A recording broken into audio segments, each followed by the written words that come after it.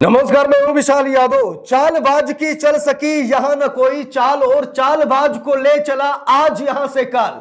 पश्चिम बंगाल में ईडी को भेजना प्रधानमंत्री नरेंद्र मोदी को महंगा पड़ गया है। जो चाल प्रधानमंत्री नरेंद्र मोदी चल रहे थे वो चाल कामयाब नहीं हुई।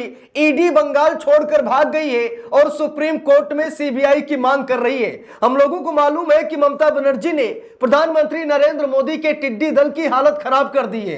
गृह मंत्री अमित शाह को भ्रष्टाचारी बता दिया गया है। यहां तक कि ममता बनर्जी ने कहा हमारे पास पेन ड्राइव है जिसमें कोयला घोटाले का पैसा शुभेंदु अधिकारी गृह मंत्री अमित शाह को भेजते थे। मेरे पास पूरा सबूत है, पेन ड्राइव है और मैं सबूत जनता के सामने रख दूंगी। यानी कि शिकारी खुद ब खुद शिकार बन गया है। गृह मंत्री अमित शाह गए थे बंगाल फतेह करने के लिए, लेकिन अपने मुंह पर कालिक पोत कर वापस आ गए हैं। यानी कि ममता बनर्जी ने न सिर्फ ईडी को बंगाल से भगाया बल्कि गृह मंत्री अमित शाह को भी भगा दिया है। यानी कि बंगाल में ममता बनर्जी का ही सिक्का चलेगा, ममता बनर्जी का ही राज चलेगा, ममता बनर्जी ही मुख्यमंत्री रहेंगी। मोदी शाह जितनी भी जोर लगाना है इनको लगा ले, लेकिन दाल भी नहीं गलने वाली है। अब दोस्तों सबसे बड़ी बात यह कि ईडी के कई अधिकारियों पर एफआईआर दर्ज हो गई है। इस खबर ने सभी को चौंका कर रख दिया है। लोग कहने लगे हैं कि वाह ममता दीदी वाह, आपने तो वो कर दिया जो शायद राहुल गांधी भी नहीं कर पाए। आपने मोदी के टिड्डी दल को 440 वोल्ट का जो झटका दिया है, वाह दीदी आप ही मोदी शाह को कंट्रोल कर सकती हैं। अब दोस्तों बात यह है कि ईडी सुप्रीम कोर्ट पहुंच गया है। जरा समझने की कोशिश कीजिएगा। बंगाल में ईडी की तबीयत खराब हो गई।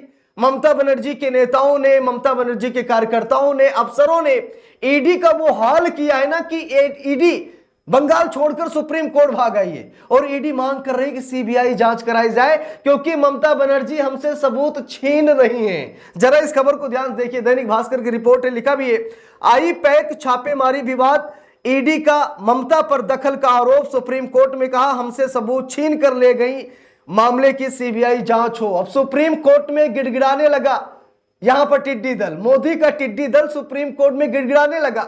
यह कहने लगा कि हमको सीबीआई की अनुमति दे दीजिए, सीबीआई जांच कराइए। ममता बनर्जी सारे सबूत छीन कर ले गई हैं। हमारे पास जो सबूत थे उसे छीन लिया है ममता बनर्जी ने। देखिए यहां पर लिखा है खबर में, प्रवर्तन निदेशालय यानी ईडी ने सोमवार को टीएमसी के आईटी हेड प्रतीक जैन के घर और ऑफिस पर छापेमारी मामले में पश्चिम बंगाल के मुख्यमंत्री ममता बनर्जी और राज्य के शीर्ष पुलिस अधिकारियों के खिलाफ सुप्रीम कोर्ट में याचिका दायर की है। जांच एजेंसी ने इन पर रेड के दौरान हस्तक्षेप करने और सबूत मिटाने का आरोप भी लगाया है। ईडी ने इस पूरे मामले की जांच सीबीआई से कराने की मांग की है। दरअसल 8 जनवरी को ईडी ने अवैध कोयला खनन से जुड़े मामले की जांच के तहत कोलकाता में प्रतीक के पॉलिटिकल स्ट्रेटजी की कंपनी यानी कि आईपैक से जुड़े ठिकानों पर तलाशी ली थी। ईडी ने आरोप लगाया कि रेड के दौरान सीएम, मुख्य सचिव, डीजीपी, कोलकाता पुलिस कमिश्नर मौके पर पहुंचे और ईडी के अधिकारियों को डराया। फाइलें और इलेक्ट्रॉनिक सबूत जबरन छीन लिए गए और तलाशी नहीं करने दी। अब यहां पर देख सकते हैं आप सभी लोग कि ईडी सुप्रीम कोर्ट में क्या बोल रहा है। ईडी ने कहा कि हमारे इलेक्ट्रॉनिक सबूत थे छीन लिए गए, जो एविडेंस थे छीन लिए गए, हमको जांच करने नहीं दिया गया, हमको डराया और धमकाया गया और मजबूरन हमें बंगाल छोड़कर सुप्रीम कोर्ट आना पड़ा। यानी कि ममता बनर्जी ने जांच एजेंसी की तबीयत को हरा कर दिया है। लिखा भी है, ईडी का कहना है कि यह पहली बार नहीं हुआ है। जब भी किसी जांच में मुख्यमंत्री या उनसे जुड़े लोगों के खिलाफ कोई अहम सबूत मिलने की संभावना होती है तब उनकी सरकार और वरिष्ठ अधिकारी केंद्रीय जांच एजेंसियों को काम में दखल देते हैं। ईडी की याचिका में 4 बड़ी बातें सामने निकल कर हैं। इसे हम लोगों को देखना चाहिए कि ईडी ने अपनी याचिका में क्या कहा है सुप्रीम कोर्ट से। ईडी कितने आरोप लगा रही है सुप्रीम कोर्ट में, इसे हम सभी लोगों को जरूर देखना चाहिए। देखिए लिखा भी है, यह घटना संविधान और कानून के शासन का अपमान है। ईडी सुप्रीम कोर्ट में कह रही है कि यह घटना संविधान और कानून के शासन का अपमान है। जब्त किए गए सबूतों का किसी राजनीतिक दल की गतिविधियों से कोई लेना देना नहीं था, बल्कि वे केवल अवैध कोयला खनन घोटाले से जुड़े थे। तलाशी के बाद हमारे अधिकारियों के खिलाफ कई एफआईआर दर्ज कराई गई जिनका मकसद जांच को कमजोर करना और अधिकारियों को डराना था। ये सभी एफआईआर को सीबीआई को सौंपी जाए। हमारी कलकत्ता हाई कोर्ट से राहत पाने की कोशिश सफल नहीं हो सकी। कोर्ट में कथित हंगामे के कारण मामला टाल दिया गया। यह हंगामा सत्तारूढ़ दल के समर्थकों को व्हाट्सएप ग्रुप के जरिए बुलाकर कराया गया ताकि कोर्ट में सुनवाई ना हो सके। सुप्रीम कोर्ट स्वतंत्र और निष्पक्ष जांच सुनिश्चित करने के लिए हस्तक्षेप करे, सबूतों को सुरक्षित रखे और यह संदेश दे कि किसी भी राजनीतिक पद पर बैठा व्यक्ति कानून से ऊपर नहीं है। बात तो सही है, यहां पर कानून का राज चल रहा है, कोई कानून से बड़ा नहीं है, मैं मानता हूं। लेकिन आप ऐसे समय में बंगाल में जांच करने गए हैं जब चुनाव बिल्कुल नजदीक है, और आप ऐसा क्यों करते हैं? जहां पर चुनाव होता है वहीं आप पहुंच जाते हैं। अभी तक आप नहीं गए, अब जब 2026 में बंगाल विधानसभा चुनाव है तो आपने डेरा डाल दिया। अभी तक अमित शाह ने डेरा डाला था, अब आप पहुंच गए हैं। यानी कि ममता बनर्जी सरकार को आप बेइज्जत करना चाहते हैं। आप दिल्ली के मुख्यमंत्री की तरह बंगाल की मुख्यमंत्री ममता बनर्जी को ट्रीट करना चाहते हैं। जैसे अरविंद केजरीवाल को आपने जेल में डाल दिया, वैसे ममता बनर्जी को डालना चाहते हैं। तो भाई ऐसा कैसे होगा? ममता बनर्जी जो आप सही है, आप जांच कीजिए। ऐसा नहीं ममता बनर्जी रोक रही है, ममता बनर्जी तब रोक रही है जब पार्टी से जुड़ा हुआ डेटा ईडी कलेक्ट कर रही है।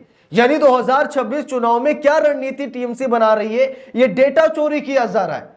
कोयला घोटाले की आप जांच कीजिए, आपको कौन मना करता है? और कोयला घोटाले का सबसे बड़ा आरोपी तो भाजपा में बैठा है, गृह मंत्री अमित शाह। आप उसे भी शामिल कीजिए इस मामले में। अमित शाह के खिलाफ भी ममता बनर्जी ने बड़े संगीन आरोप लगाए हैं कि शुभेंदु अधिकारी कोयला घोटाले का पैसा अमित शाह को भेजते हैं, हमारे पास सबूत है। तो एक कड़ी तो यह भी जुड़ गई ना। अगर ईडी निष्पक्ष है तो ईडी को तुरंत अमित शाह के खिलाफ एफआईआर दर्ज करनी चाहिए, और ईडी तुरंत ही अमित शाह के खिलाफ भी जांच करे कि ममता बनर्जी सही बोल रही है या फिर झूठ बोल रही है। ईडी कम से कम इतनी तो जांच करे। लेकिन ईडी अमित शाह के मामले में सन्न है, बस ममता बनर्जी पर एफआईआर हो जाए, ममता बनर्जी की कुर्सी चली जाए, ममता बनर्जी जेल चली जाए, ममता बनर्जी चुनाव हार जाए। अगर आप इस मामले की जांच कर रहे हैं तो ये तो गलत है। ठीक है, आप राजनीतिक रंजिश यहां पर नहीं निकाल सकते। आप देश की जांच एजेंसी हैं, आपका सम्मान है, आप जाइए जांच कीजिए। अगर घोटाले से जुड़ा मामला है तो जांच करिए, कौन आपको रोक रहा है? लेकिन आप कुछ अलग ही विचारधारा फॉलो कर रहे हैं, आप किसी और के इशारे पर काम कर रहे हैं। आप मतलब निष्पक्ष होकर जांच ही नहीं कर पा रहे। हम लोगों को मालूम है, कोई नई बात नहीं है। आए दिन सुप्रीम कोर्ट ईडी सीबीआई को फटकार लगाता है कि नहीं? लगातार ईडी सीबीआई को फटकार लगाता है, लेकिन उसके बाद भी ईडी सीबीआई सुधरने का नाम नहीं ले रही है। और अब बंगाल में बुरी तरीके से ईडी फंस गई है।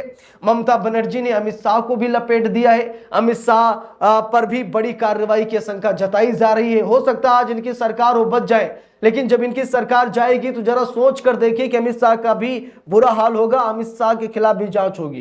क्योंकि कोयला घोटाले का पैसा शुभेंदु अधिकारी और शुभेंदु अधिकारी से अमित शाह को ट्रांसफर किया जाता है। तो यहां पर अमित शाह भी बचने वाले नहीं है। बस ठीक है, सरकार उनकी है, जांच एजेंसी उनकी है, तो बच जाएंगे, लेकिन कभी न कभी सत्ता जरूर बदलेगी। इस पूरे मामले पर आप सभी लोगों की क्या राय है कमेंट करके जरूर बताइएगा। वीडियो को लाइक शेयर, अगर चैनल पर नए हैं सब्सक्राइब करके सपोर्ट कीजिएगा। मिलते हैं दूसरी वीडियो में, तब तक के लिए बहुत बहुत धन्यवाद।